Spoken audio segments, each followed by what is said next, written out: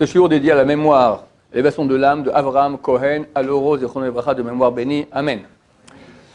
Il y avait, que le Bourou a envoyé au début du siècle passé, un ange. Je crois qu'il est décédé en 1951 ou 1954, quelque chose comme ça. Un ange. C'était un grand sage d'Israël, d'une humilité, d'une grandeur d'âme, roi HaKodesh, faiseur de miracles, Ashkenaz Litaï, d'accord? C'est le Chazon Ish, le Rav Abraham Yishayahu Karev. C'était le beau-frère du Stipler, le père de Abraham Kanevsky, donc l'oncle du Rav Abraham Kanevsky, un grand monsieur. Et il a quitté sa Pologne natale, déjà avant la guerre, venu ici s'installer dans une petite colline avec 2-3 maisons là-bas, peut-être, j'exagère, 10-20 maisons, c'était Bnei Brak. Et là, c'est lui le fondateur de Bnei Brak, c'est Bnei Brak, d'accord. D'ailleurs, il a promis que jamais rien n'arrivera de mal à Bnei Brak. Quand il y a eu la guerre du Golfe, alors il y a des 39 missiles qui sont tombés dans la région de Tel Aviv. Et lui était à la maison, sa femme aussi, la fille du Rav Eliashiv, Batsheva qu'elle s'appelait, on les voit. On entend un boom énorme. Alors son mari, Chaim, il y a un missile qui est tombé ici à Bnei Brak. Il dit non, impossible. Le Chazon Ish a dit que rien ne tomberait à Bnei Brak. Mais on l'a entendu, il dit c'est proche, mais pas dedans. Et c'est extraordinaire, vraiment, cette ville est complètement protégée par le mérite du Chazon Ish il y a bientôt un siècle. Cet homme avait un amour d'Israël extraordinaire. C'était un grand d'Israël. Il avait une petite mansarde de rien du tout. Il n'avait pas d'enfant.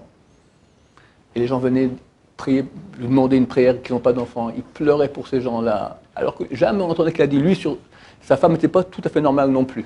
D'accord? Il y avait une souffrance terrible. Il n'en a jamais parlé. Et par contre, quand les autres venaient avec leur souffrance, combien ils pleuraient pour eux, combien ils bénissaient pour eux. Et du monde entier, on leur écrivait des lettres. Des lettres, chacun raconte tous les problèmes qu'il a, etc. Faites une bracha, etc. Bon. Et il répondait. C'est pas aujourd'hui, Internet, d'accord, c'est en une seconde, c'est avec le WhatsApp, il n'y avait pas WhatsApp à l'époque, d'accord. Les lettres, il écrit, et d'un style, le Chazon Ish, c'est extraordinaire. Il a écrit des livres, il faut s'accrocher pour comprendre. C'est un style très haut, très beau, très noble, d'une noblesse extraordinaire. Alors, il écrivait comme ça des lettres. Aujourd'hui, on commence à sortir les recueils de lettres du Chazon Ish. Et son neveu, le Rav Shmaya Greinman, un jour rentre chez lui et monte au grenier. Et qu'est-ce qu'il voit au grenier? Des dizaines de sacs énormes, pleins de lettres. Des cartes postales, des lettres, etc. Il ne comprend pas. Il va dire, mais qu'est-ce que c'est? Ça prend énormément de place. Il dit, c'est toutes les lettres que les gens m'ont envoyées. Mais pourquoi tu les gardes? Ça te prend tout l'étage, il est pris par ça. Il dit, comment je peux jeter à la poubelle des lettres où les gens ont mis toute leur âme? Ils sont se soignés, ils ont raconté tous leurs problèmes, toute leur espérance, ils ont mis dans ces lettres. Comment je peux jeter ça? Nous, on ne comprend pas. Ok, il a répondu, il dit, ok, maintenant, terminé à la poubelle. Il a tellement d'amour pour les Juifs, il ne peut pas jeter un papier qu'un Juif a envoyé où il a investi de lui-même dans cette lettre-là. Que Dieu nous aide à avoir l'amour du prochain. C'est pas facile. J'ai pensé dernièrement, dans les Noraïm, quand on fait le Kaddish, il y a des Kaddish spéciaux, à la fin de l'Amida, de Rosh Hashanah et de Kippour. Et là-bas, c'est marqué, Viasir Mikem, que Dieu enlèvera de vous, Sina, Kina Metacharut. Kina, la jalousie, Sina, la haine, et Tacharut, la concurrence. Et pourquoi ils ont mis l'accent là-dessus? Parce qu'on est tous touchés par cela. En fait, c'est les causes premières qui ont fait que nous sommes en exil. La haine gratuite, d'accord? Mais chacun, il a une tendance, quand il voit quelqu'un qui a réussi mieux que lui, être jaloux.